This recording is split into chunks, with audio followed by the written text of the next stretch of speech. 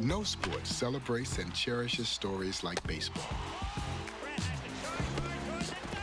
Damn. There are countless tales about the major leagues and the national pastime. The luckiest man on the face of the earth. But there remains an untold story. An all-American story of a league created out of necessity that would ultimately become a driving force for change. A league that didn't care what color you were or where you came from. The only thing that mattered was, can you play? And these men and women could absolutely play. By setting new standards and breaking barriers, they would change the game and this country forever. These are the legends. These are their stories. This is the Negro Leagues. Let's go.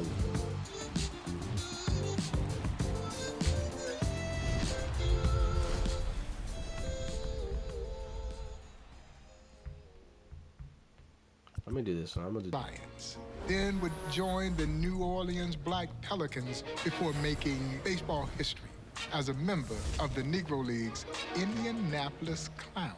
She would join the Clowns in 1953, second baseman. As a matter of fact, she took the roster place of someone you've likely heard his name before, the legendary Henry Aaron. I played football for players. Then it became City Monarchs, and then back east, the Clowns. Indianapolis Clowns? Yeah, the Indianapolis Clowns. You're playing second base? Was there a marketing slant to this? Of course it was. But what in business is not about marketing? But it certainly does not diminish the talent that Toni Stone brought to the table. And Toni Stone faced her own challenges playing in the Negro Leagues. Of course, she had to fit in with the fellas, and you had to earn their respect. She swings that wood just as hard as many men. And she was certainly able to do that. As a matter of fact, the more they challenged her, the more aggressively they played, trying to prove a point that she didn't belong, the better she responded. The harder they knock me, the harder they kick me, the harder I come back.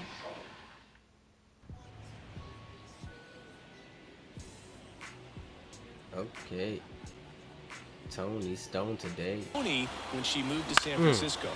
Out there to center, Newman. As this So one her nickname was sized Tomboy. up and puts the So she was squeeze the on first that Tomboy. one.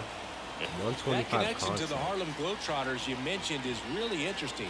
Sid Pollock owned both Let's the go. Clowns Oh, and the let's go. That's a base hit, Globetrotters. base hit, base hit, Safe base to hit, say, base hit, he base knew hit, how to base put hit, on a let's go. show. He makes the throw, but it's not Toni in time. Stone. I guess you could say that Toni Stone's improbable journey into professional baseball had a little divine intervention. Because when she was 10 years old, Toni Stone's parents, who was not exactly happy that she had fallen in love with baseball, and so they brought the priest to sit her down and have a conversation with her. Well, the priest had seen Toni play. And so what did the priest do? He signed her up to play for his baseball team. Wow. The rest, of course, is history. I didn't know what to really say in Cooperstown. Thank you, Mother. Thank you, Daddy. I don't know what I was thinking them. They was trying in so many ways to stay out of baseball. Toni Stone's mom wanted her to try figure skating instead of baseball, thinking it was more Figure feminine. skating. She That's bought what it Toni a was. pair of skates, and Toni won the St. Paul skating competition. Yeah. And it gets by him. Run scores easily, and it's 1-0. I wanted her to figure skate instead of play baseball, bro. He said, fuck that. Hit pretty well in the air out to center. That's a base hit, base hit, Line base hit, base drive, hit. base hit. Let's go. So a runner on Look at base the to hair, start this the is inning. moving. Finally. We needed that. Now we need, like, the uniform to move. Next eps.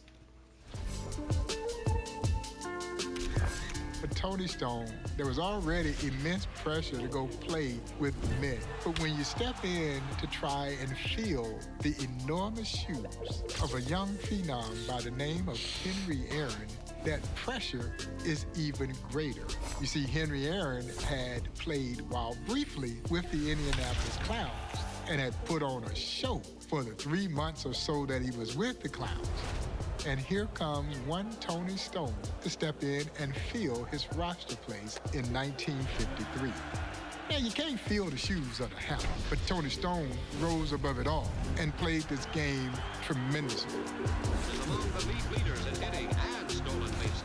Making history as the first woman to play professional baseball.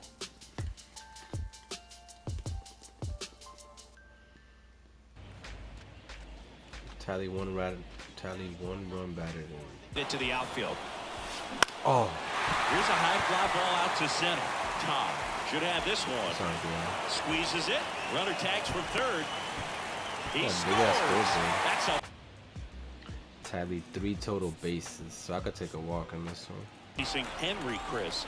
By 1953, baseball was racially integrated, so a lot of black players would sign with MLB teams instead of Negro League squads. Two bases, That two bases, opened two up a bases. door for Tony. Let's Turner, go. relay to second, not in time. She's safe as a run scores. I need one more base. I Here's need a one more rocket base. out to left. He Let's won't go. get there. That should be extra bases.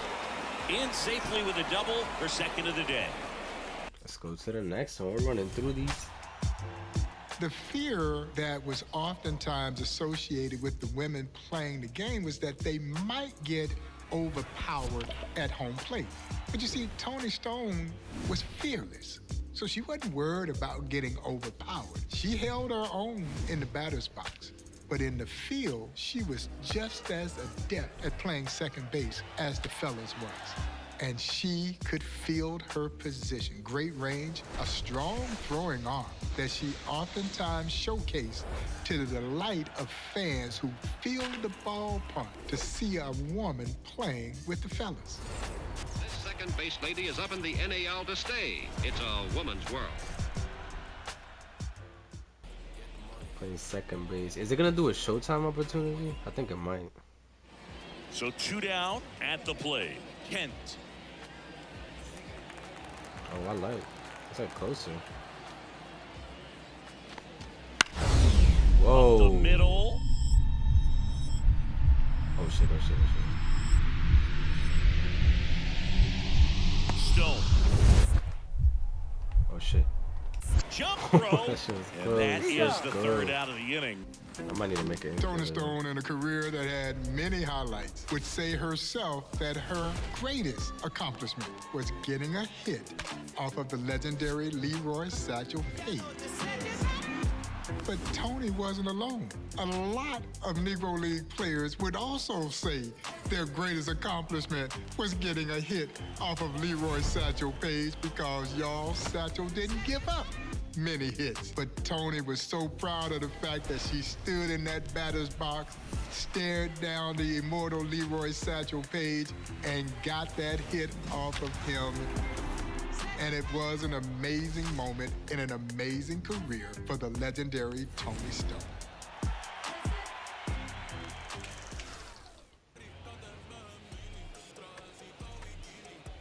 We got Bad Bunny.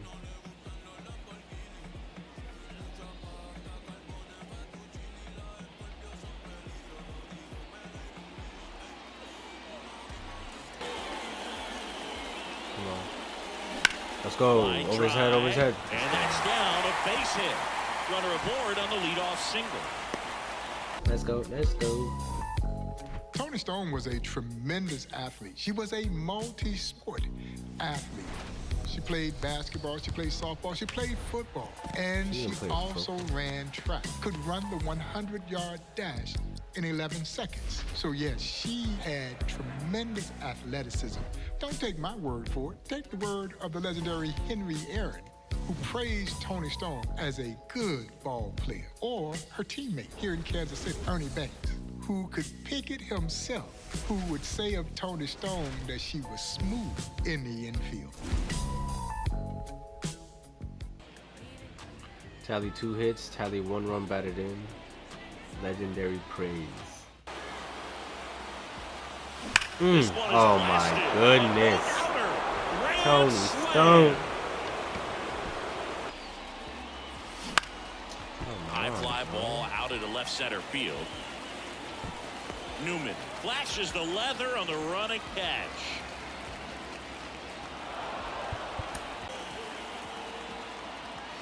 That's gone. Oh my God. Laser could be extra bases. One runs in. Another comes in to score. Runner around third on his way to the plate. She's in there. Let's go. That's it. That's Swings and blasts one deep to left center. And it one-hops the wall. Around first, heading for two. Round second, digging for third. Banks with a relay throw. The tag out. It was rough in a small town. Being called tomboy. Well, that must have been hard for you then. I mean, to follow your dream like that. Yes, but I showed it now. Get you one because I got mine.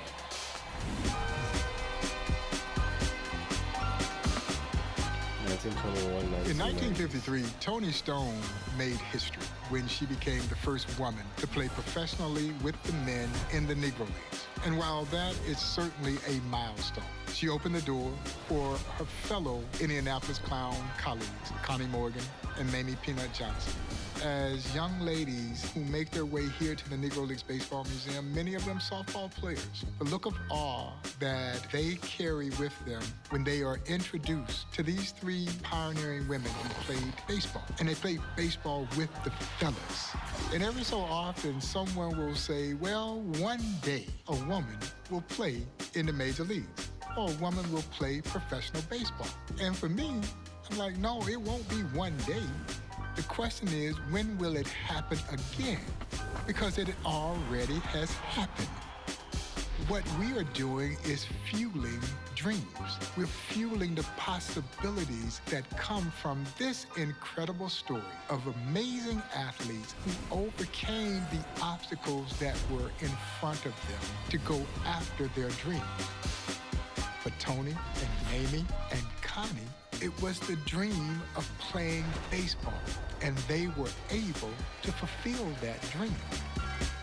And the Negro Leagues gave them a platform to do just that. This museum, it is also about fueling dreams, hopes, and possibilities.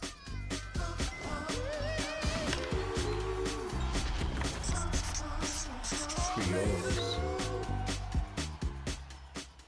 1921, 1996.